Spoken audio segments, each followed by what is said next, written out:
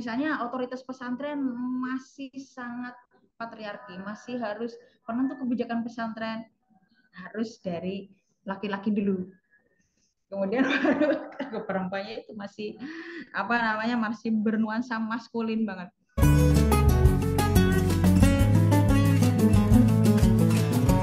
Assalamualaikum warahmatullahi wabarakatuh. Selamat siang para pemirsa Open Space bersama saya Dr. Cut. Kali ini kita kedatangan tamu istimewa bertepatan dengan Hari Kartini. Jadi saya menghadirkan seorang perempuan, ya bisa dikatakan ini perempuan yang hebat dan sangat menginspirasi kita semua. Beliau adalah Nyai Toatila. Beliau adalah pengasuh pesantren putri khas Kempek. Kemudian juga beliau termasuk ke dalam pengurus cabang Fatayat Kabupaten Cirebon, sekaligus juga jaringan KUPI. Bener ya Mbak ya? Baik, kita sambut saja Nyai Toah Jafar. Apa kabar Nyai? Waalaikumsalam warahmatullahi wabarakatuh. Sehat semuanya Kak Cid ya. Terima Alhamdulillah. kasih atas undangan yang istimewa ini, diundang dari sosok dokter yang muda yang cantik dari ujung pulau sana Aceh. Terima kasih banyak. Saya yang terima kasih ini Ibu Nyai sudah bersedia untuk diundang di sela-sela kepadatannya ya Bu Nyai ya. Kebetulan ini kan kita lagi bulan Ramadan. Pasti Bu Nyai banyak agenda nih. Kebetulan sudah selesai ya, jadi agak santai. Iya, alhamdulillah kalau begitu. Jadi sehat ya Mbak ya. Saya manggilnya Mbak atau Ibu. Soalnya kalau manggil Ibu kayaknya agak gimana ya. Soalnya masih muda gitu ya. Saya manggil Mbak Nyai aja kali ya. Ada sekat gitu ya, Iya, kayak ada jarak Mbak gitu. aja kali. Iya, Mbak aja ya, Mbak Nyai ya. Nah, jadi saya mengundang Mbak Nyai di Open Space, podcast khusus dari Dr. Cut. Saya ingin Mbak berbagi pengalaman, bagaimana sih pengalamannya menjadi pemimpin dan pengasuh pesantren gitu ya. Karena kan kita ketahui bahwa di masyarakat kita, terutama masyarakat yang masih apa ya berpikiran secara patriarkis, kepemimpinan perempuan itu kan dianggap sebagai sesuatu hal yang tabu ya, apalagi Mbak adalah seorang pemimpin pesantren ya kan. Nah, bisa nggak sih Mbak ceritakan pengalaman Mbak menjadi pengasuh pesantren selama ini kepada kita semua? Terima kasih Kak Cut. Uh, Sebenarnya pemimpin pesantren atau pengasuh pesantren, kebetulan saya ini khusus pesantren perempuan. Jadi kan ada pesantren yang laki-laki dan perempuan, ada yang khusus perempuan gitu ya. Yang saya geluti, yang saya apa namanya eh ya yang saya geluti, yang saya lakukan setiap hari ini bersama dengan kegiatan-kegiatan santri putri. Jadi sangat-sangat menarik dan menantang sebenarnya. Jadi saya terlahir memang dari keluarga pesantren. Jadi sedikit cerita Kak Cid ya. Jadi Boleh, saya boleh. sebelumnya di pesantren Kediri, yang khusus pesantren putri, kemudian pulang ngabdi dan mengajar di pesantren di keluarga yang sudah ada pesantrennya juga. Cuman masih di pesantren putri. Itu. Ada pesantren putra juga, tapi saya fokus di pesantren putri. Jadi yang namanya pengasuh atau pimpinan pesantren itu kan berarti bersama-sama belajar dengan para santri. Jadi belajar dan mengajar bersama para santri itu berbeda dengan belajar ketika di sekolah-sekolah formal yang hanya ketemu beberapa jam, kemudian pendidik dan anak didik pulang di rumah masing-masing. Kita 24 jam bersinggungan, bertemu, berinteraksi, bergaul dengan para santri. Jadi tidak hanya keilmuan, tetapi ada faktor pendidikan, ada faktor keteladanan yang langsung diterima, langsung dipraktekkan bersama dengan santri. Jadi terutama sikap dan akhlak gitu. Jadi misalnya kebetulan saya misalnya di pesantren putri gitu ya. Jadi apa yang kita lakukan setiap hari itu sangat terbuka dan harus terima dikritik, harus terima dikritisi, harus terima dikasih masukan gitu. Jadi tindak tanduknya sangat diperhatikan itu karena memang setiap hari 24 jam kita bersama dengan santri. Jadi tidak hanya menyampaikan keilmuan tapi langsung bersama-sama praktek sholat jamaah bareng, berzikir habis sholat berjamaah bersama-sama, kemudian belajar bersama tentang transfer ilmu, kemudian nanti bergaul juga bersama kan, itu belajar juga bersama. Misalnya belajar itu karena ada kegiatan-kegiatan pembelajaran yang harus diperhatikan. Misalnya ada pelajaran kelompok, ada belajar sendiri-sendiri menghafal. Memang di pesantren itu kan ada klasikal juga kan, ada apa namanya pengurus atau stakeholder yang berada bersama-sama dengan saya yang sebagai pengasuh misalnya. Di pesantren itu karena kita selalu bertemu hampir 24 jam ya 24 jam lah. Kita satu lokasi bersama dengan santri, sholat berjamaah bareng, berzikir bareng, belajar bareng, kemudian ya segala macam kegiatan sehari-hari santri bersama-sama gitu. Hanya jarak berapa meter gitu satu lokasi. Terutama dalam pesantren itu sangat ditekankan sikap dan akhlak mulia. Gitu. Misalnya bang senior, senior bagaimana dengan junior gitu. Misalnya yang senior harus memberikan perhatian, peduli, kasih sayang gitu. Misalnya yang junior berarti harus hormat menghormati. Gitu. Tidak istilahnya tidak meskipun terbuka ya istilahnya tetapi tetap aja ada penekanan yang harus dipraktekkan saling menghormati itu dengan yang lebih senior. Oke, baik. Jadi Jadi tidak hanya mentransfer ilmu.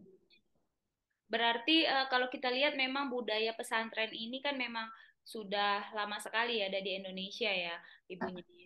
Cuman saya mau ini deh, mau penasaran juga. Tadi kan Mbak Nyai bilang kalau di pesantren itu kan yang diutamakan akhlak ya. Kita kan tahu yang memang bahwa agama Islam ini kan sebenarnya agama akhlak ya, benar ya Mbak Nyai ya. Ya, Jadi gimana sih tanggapan Mbak Nyai ya kalau misalnya ada pesantren-pesantren gitu ya atau oknum-oknum di pesantren yang tidak mencerminkan budaya pesantren itu sendiri.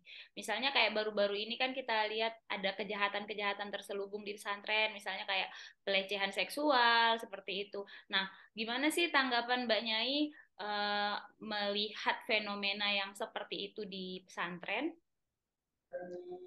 ya memang itu sangat menyedihkan dan biadab sekali ya.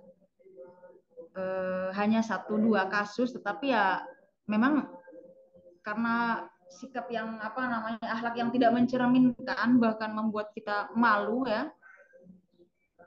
Ya itu dari bukan karena pesantrennya ya, meskipun saling berkaitan, tapi kan pribadi manusianya. Makanya eh, itulah kemudian perlunya apa namanya kekuatan iman dan takwa, kemudian tidak semena-mena menggunakan kepemimpinan, menggunakan apa namanya kekuasaan itu. Dan juga harus sesuai dengan norma-norma agama kan, hal yang sekarang beredar itu kan jelas sekali menabrak norma agama ya. Tidak hanya menyalahgunakan kepemimpinan juga termasuk menabrak norma agama kan. Apalagi sekarang misalnya notabene-nya ada di pesantren, padahal di luar pesantren juga tidak menutup kemungkinan ada kan. Cuman sangat mencoreng citra pesantren ya. Nauzubillah min dzalik. Semoga hanya segitulah. Sedih sekali kami juga, masya Allah. Iya. Gitu. Prihatin ya Mbak ya. Ya, sangat prihatin, sangat-sangat eh, menyalahgunakan kekuasaan, kemudian ya sangat tidak adil, melemahkan perempuan, semena-mena terhadap perempuan, tidak hanya sekedar terhadap istri sahnya, kepada posisinya sebagai santri gitu kan. Sangat prihatin ya Mbak. Terus saya mau melihat profil dari Mbak Nyai ini kan Mbak itu aktif di KUPI ya, jaringan KUPI. Eh, KUPI ini kan bisa dibilang adalah ulama perempuan Indonesia yang menyatukan satu suara dalam memandang isu-isu perempuan. Nah, kalau Mbak Toa sendiri, kira-kira kenapa sih Mbak bisa tertarik dengan isu-isu perempuan? Padahal nih sepenglihatan saya ya, maksudnya kalau saya lihat budaya pesantren itu kan kadang-kadang sangat patriarkis ya. Di pesantren kan jarang sekali juga ada perempuan yang bisa jadi pemimpin pesantren. Nah, kalau Mbak Toa sendiri kenapa ya? Kok bisa tertarik gitu dengan perempuan?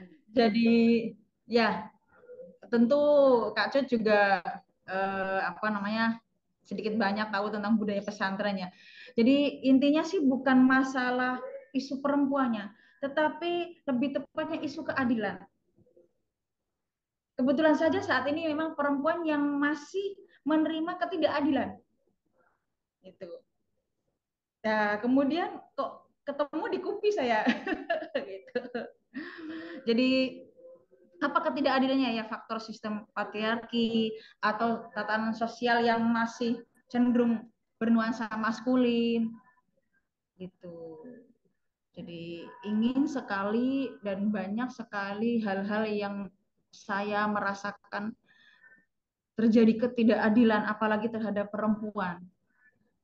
Tidak sekedar poligami tetapi banyak sekali ya. Kayak misalnya tentang pendidikan. Ya meskipun sudah pesantren-pesantren juga sudah banyak yang bergeser ya, tapi beberapa masih misalnya otoritas pesantren masih sangat patriarki, masih harus penentu kebijakan pesantren harus dari laki-laki dulu. Kemudian baru ke perempuannya itu masih apa namanya masih bernuansa maskulin banget.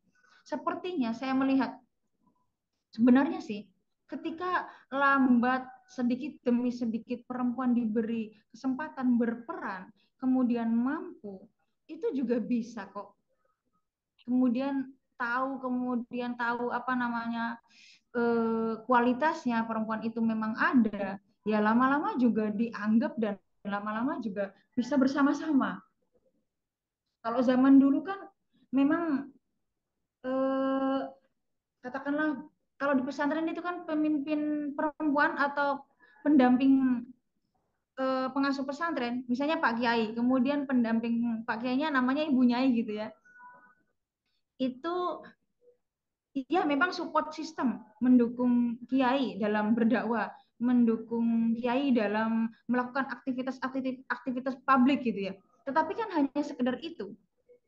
Meskipun maaf, bukan berarti saya menyepelekan perannya, tetapi kurang go public, kurang diberi kesempatan untuk keluar di masyarakat. Ya, mungkin apa namanya pada zaman itu ya. Kalau sekarang kan sudah lebih tertuntut, lebih tertantang atau lebih terbuka gitu ya, bahkan sangat dibutuhkan perempuan-perempuan untuk terjun ke masyarakat luas, terjun ke publik gitu ya. Tapi zaman dulu kan udahlah di rumah saja ngopeni santri yang berhubungan dengan di dalam pesantren, kemudian putra putrinya, kemudian menyiapkan segala macam kebutuhan kiainya gitu kan ya. Nah itu kan kesannya memang sepele, tetapi sebenarnya lebih berat karena hanya di dalam, katakanlah tidak luas pikirannya gitu. Nah itu saya hal-hal seperti itu kok ada banyak menemukan apa namanya terkungkung. Nah hal-hal yang seperti itu sepertinya kok tidak adil ya. Kenapa tidak diberi kesempatan gitu loh, meskipun nanti pada prakteknya minatnya di mana, minatnya di publik dakwah, apa politik, apa berniaga, apa namanya, terjun di masyarakat yang lainnya gitu lah. Iya, betul. Kayak gitu Kak Cut. Betul, betul sekali ya. So women is always in the second position ya in the society. Jadi kan Ya. memang perempuan itu nggak cuma di pesantren sih sebenarnya. Di mana-mana pun kayaknya perempuan itu selalu ditempatkan, lebih diprioritaskan di ranah domestik kan daripada di ranah publik gitu ya.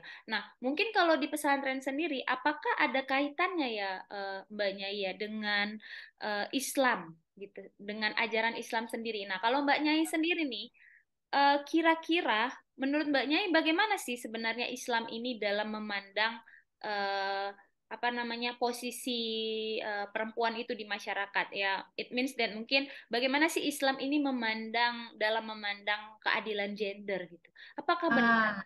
Ah, Coba Mbak Nyai bisa sebenarnya nggak ngasih pencerahan kepada kita semua? Kadang, iya kadang-kadang kan kita masih kayak, apakah Islam itu patriarki atau bagaimana? ya, ya, ya. Makanya sebenarnya dalam Islam, roh Islam, keadilan itu adalah roh Islam sendiri. Banyak ayat-ayat, hadis-hadis yang menyebutkan bahwa laki-laki dan perempuan adalah setara. Seperti hanya ayat yang berbunyi Bismillahirrahmanirrahim, ya ayuhan nas inna khalaqnakum min dzakari wa untha wa ja'alnakum syu'uban wa qaba'ila lita'arafu in akramakum 'indallahi atqakum. Gitu kan? Wahai para manusia, sesungguhnya saya menciptakan kalian semua laki-laki dan perempuan. Wa ja'alnakum syu'uban wa qaba'ila lita'arafu, dan saya jadikan engkau semua para manusia laki-laki dan perempuan berbangsa-bangsa dan bersuku-suku agar supaya saling mengenal. Kemudian in akramakum indallahi atqakum, dan sesungguhnya paling mulia-mulianya kalian di sisi Allah adalah yang paling bertakwa. Nah, dalam hal ini jelas kan Allah memandang manusia laki-laki dan perempuan itu hanya menimbang ketakwaannya, bukan jenis kelamin, bukan laki-laki atau bukan perempuannya. Ini kan setara, loh. Gitu. Jadi sebenarnya kemudian kenapa? Padahal di pesantren itu kan orang yang banyak ahli Al-Quran dan hadis ya. Tentu apa namanya sangat paham dan sangat paham tentang tafsiran atau isi kandungan-kandungan ayat suci Al-Quran dan hadis. Nah, ini sangat mempengaruhi dengan budaya pada zamannya. Dulu ulama pada zaman itu keadaannya sedang bagaimana, sehingga kemudian penafsirannya yang dijelaskan di masyarakat yang jelas dulu kalau kita melihat zaman jahiliyah sebelum Islam datang, sebelum ada kanjeng Nabi kan, sangat tidak manusiawi memperlakukan perempuan kan. Ketika bayi terlahir berupa perempuan dibunuh hidup-hidup. Kemudian pernikahan istri bisa bertukar dengan istrinya teman kalau dia sudah bosan, kemudian bisa ditawarkan kepada temannya. Tapi kemudian ada Nabi Muhammad datang membawa Islam, sedikit demi sedikit kan berubah. Nah itu kan apa namanya sangat sangat sangat eh, mencerahkan sekali. Nah kemudian sampai sekarang masih ada budaya patriarki, yaitu sangat mempengaruhi zaman dan tentu keadaan politik juga ya Kak Jud ya. Nah gitu loh. Jadi eh, budaya-budaya seperti itu sangat berpengaruh atau ada kaitannya dengan zamannya. Itu. Betul, betul. Jadi sebenarnya kalau kita lihat ya, penafsiran dari Al-Quran ini kan kadang-kadang ada yang cenderung patriarkis ya, Mbak Nyainya. Misalnya kayak fikih-fikih seperti itu. Nah, saya juga kurang paham nih, Mbak.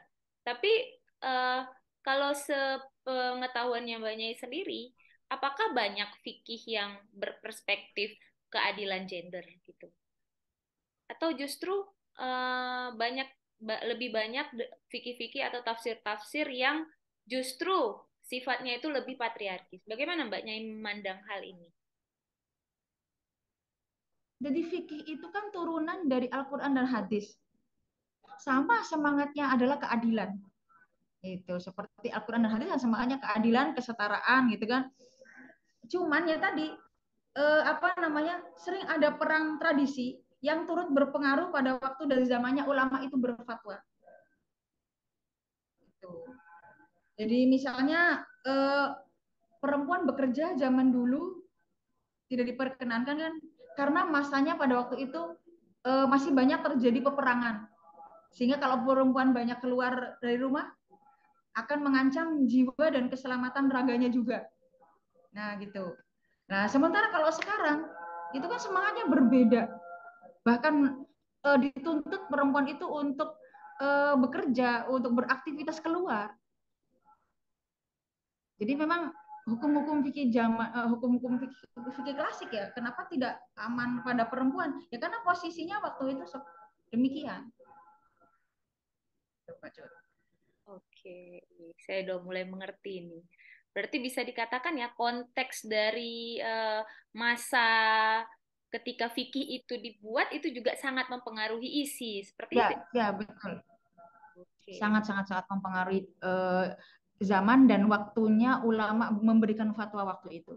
Tapi ruhnya, karena fikih itu adalah turunan dari Al-Quran dan hadis, ya ruhnya sama, yaitu menghidupkan tentang keadilan dan kesetaraan. Ya banyak sih ayat-ayat apa mana tadi yang ayat-ayat laki-laki dan perempuan, man amila sholihan min dzakarin wa untha fa huwa mu'minun fa ulaika yadkhulunal jannah. Siapa saja laki-laki dan perempuan yang beramal soleh maka akan dimasukkan ke dalam surga gitu kan. Berarti kan itu semangat untuk fastabiqul khairat. Laki-laki maupun perempuan sama didorong untuk melakukan amal perbuatan baik. Nah itu makanya kemudian kok di fikih kok jatuhnya seperti itulah, itu zaman dan masanya yang kemudian mempengaruhi. Makanya kemudian sekarang ada ilmu apa namanya fikih perspektif perempuan ya, karena supaya disesuaikan pada zaman sekarang. Tuh Oke. masuk kita ke belakang lagi, kita mundur lagi dong. Gitu Kak Cut. Sebenarnya banyak ya kayak masalah pendidikan. Jadi di budaya kita itu Kak Cut, nggak tahu kalau di Aceh atau di lingkungan Kak Cut sendiri bagaimana? Masih kayak begini tentang, mungkin Kak Cut tidak termasuk ya, karena subhanallah saya cukup bangga dan ikut senang sekali bisa kenal dekat dengan Kak Cut, masih muda dan tentu semangat, sudah pendidikannya sampai doktor. Kalau di lingkungan saya, kebetulan saya ini anak tertua dan pesantren juga termasuk jauh di Jawa Timur dari Jawa Barat. Tetapi waktu itu pendidikan itu yang didorong, yang diberi support untuk sampai ke luar negeri, untuk sampai ke jenjang S1, S2, S3, itu masih laki-laki. Betul. Gitu. Nggak tahu sih. Ya, budaya itu kan siapa sih yang membuat kan orang-orang yang ada di sekitar di zamannya kan, saya nggak tidak menyalahkan siapapun. Ya itu tadi keadaan sosial dan politik yang mempengaruhi pada zaman itu.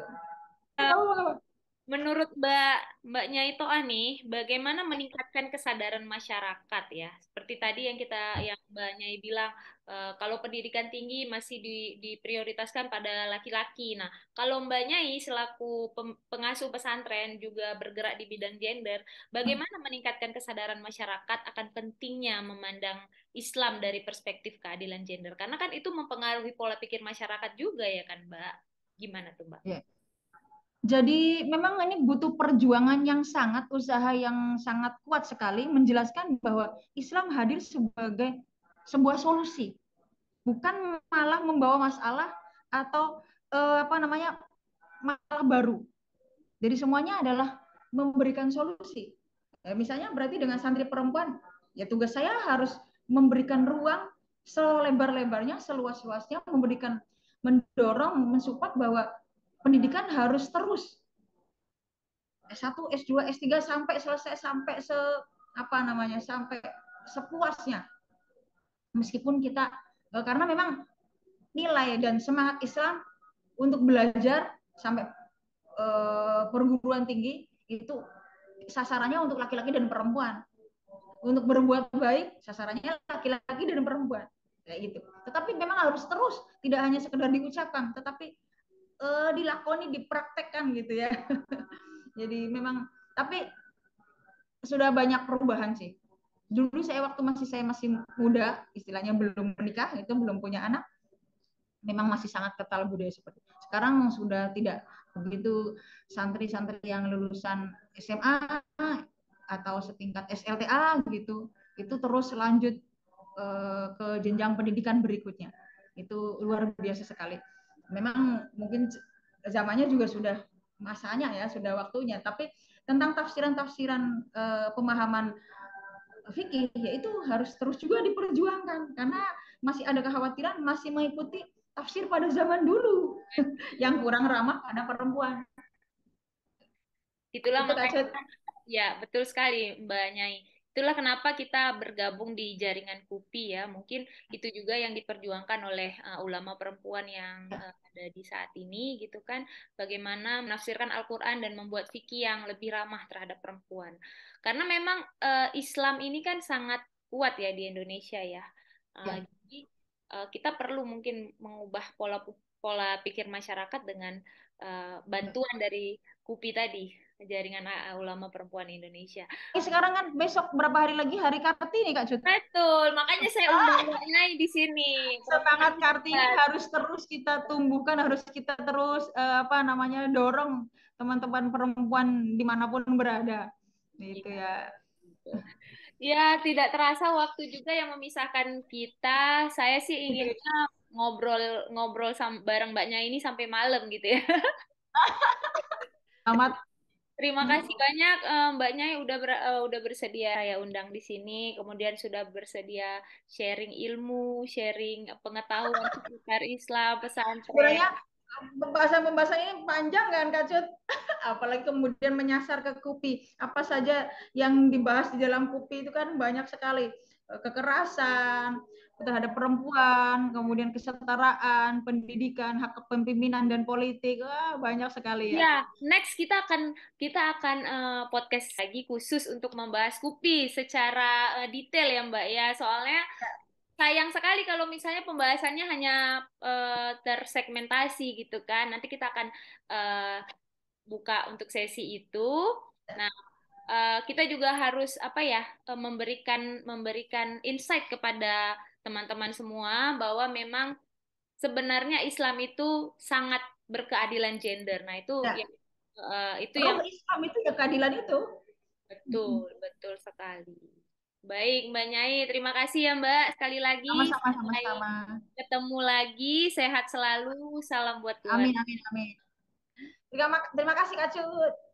Ya. Semoga puasanya lancar, sehat sampai hari Lebaran dan seterusnya. Terima kasih. Assalamualaikum warahmatullahi wabarakatuh. Waalaikumsalam warahmatullahi wabarakatuh.